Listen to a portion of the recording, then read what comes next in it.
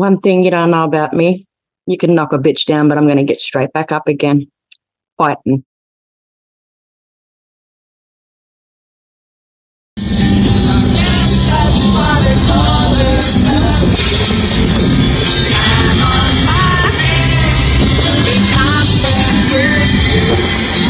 I know that people have been waiting for part 2 of the first email, so I'm actually going to throw that out there right now. You get to see that on your first working day back at work this week. Yay!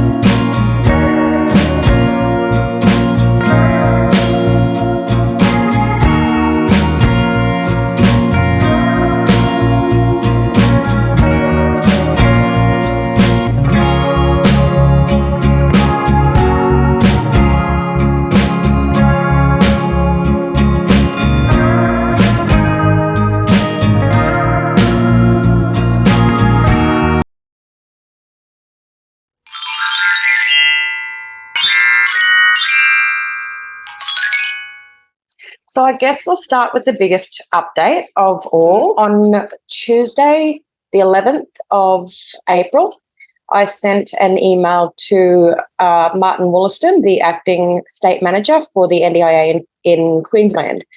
And I'll show you the email. Actually, I'll pop that right here. Sanjay, bro, you're killing me. I thought you said you had black friends. I'm sure your black friends wouldn't appreciate what you're doing, that you're participating in the decimation of Aboriginal companies and people. Think about it. Basically, what I'd said to the government was that we had another invoice rejected that morning.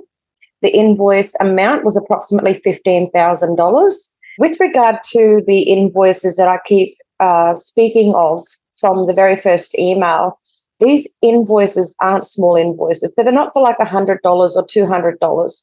They were invoices that were in the vicinity of $50,000 and we'd get back 10. So you can imagine if I've hired staff to go in and work with an individual, especially with one-on-one supports, and the invoicing amount is to cover a number of things, you know, especially with short-term accommodation. So the invoice is to cover the accommodation, support work, all the food and agreed activities. And so these invoices aren't small. And when you get hit after hit after hit after hit, because Sharon Miles keeps telling everyone not to pay our invoices, and probably someone else now, I'm assuming she's gone, at least from that space, because I can tell you now, Sharon Miles, as long as I've got breath in my body, you will never work in another Aboriginal community again. That's a fact.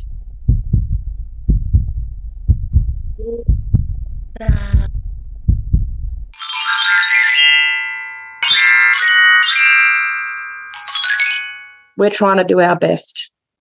We have always tried to do our very best, and that's all we can do. But I tell you one thing, I don't run away and leave my mob high and dry. No, no, no. So to the support coordination clients that we ceased services with last week, there were 100 of you. In the end, I let 99 go and I kept the one. And I'll explain why I kept the one very quickly. It's because I worked with this individual directly myself, provided the in-home supports, provided so much support to this person and her family. This person has a diagnosis with a life-threatening illness. When I met up with her, she had had no NDIS supports for 3 years, no OT assessment for 3 years. She's had one now. Was on the wrong medication. Her kidneys weren't filtering the medication. She was on her deathbed. She was having seizures, multiple seizures throughout the day that she wasn't even aware of, and no one was there to look after her while this was happening. And when I got there, I actually asked her, is it okay if I videotape you when we're talking? Because you keep dropping mid-conversation.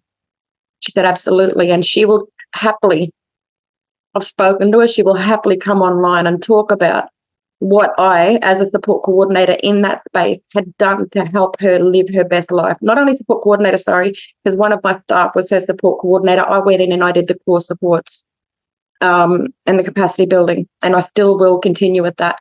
So the 99 that I let go of, it's because you're local, you're in the Cairns and Far North region. There are services up here. There's a multitude of services that could deliver support coordination to you. And going without a support coordinator for a few days is actually not a bad thing.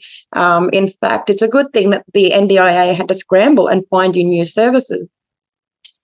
I really, really, really would love to say a massive thank you. Thank you so much to all the people that are reaching out and giving support, offering support. I know that for a lot of you, it's really hard to speak up. And then that's why, I guess, why you get people like me. I was a very shy person growing up, and, you know, life knocked me around a bit, and I guess it made me stronger. And so to all the people that put me through those life tests, all I can say is thank you, I guess. It's because of you that I am as strong as I am, and I will speak up on behalf of my people. And I'm not speaking up on behalf of everyone. I just want to make that very clear. So when I started this process, it was literally to stand up for my company, my staff, my clients, my communities that we service, not anyone else.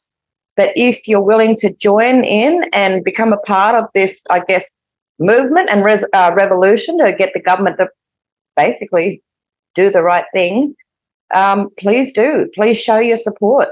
So I have had some questions also throughout the week, and so I'll endeavour to answer a few of them in this video as well.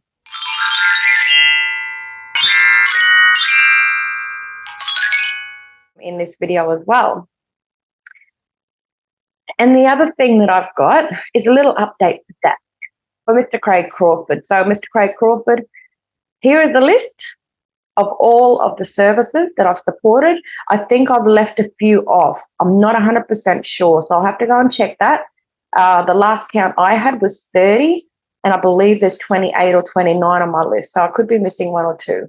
But ultimately, you guys did not make Dream It Up, Grow It Up. It is my work. I'm going to stand by that, and you guys need to step down, because I'll tell you something now.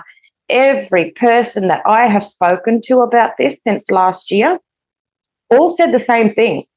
You're not the first and you're not the last with regard to DATSIP stealing intel. So it's very well known, DATSIP, you're doing the wrong thing. You need to tell the truth. Stop the bullshit.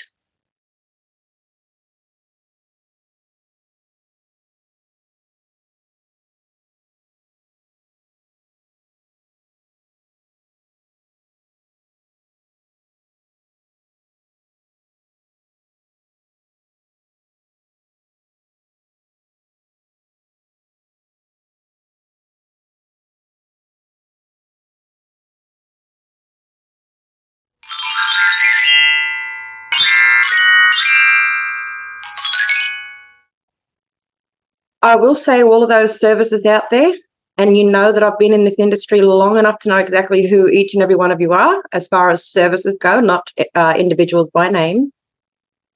I will say this, if I even so much as hear a whisper that your service has denied access to my company or to any of our partner companies or to any of our new supporters that come on board and say that they support creative consulting, you try and stop them from coming to us, I'm after you next.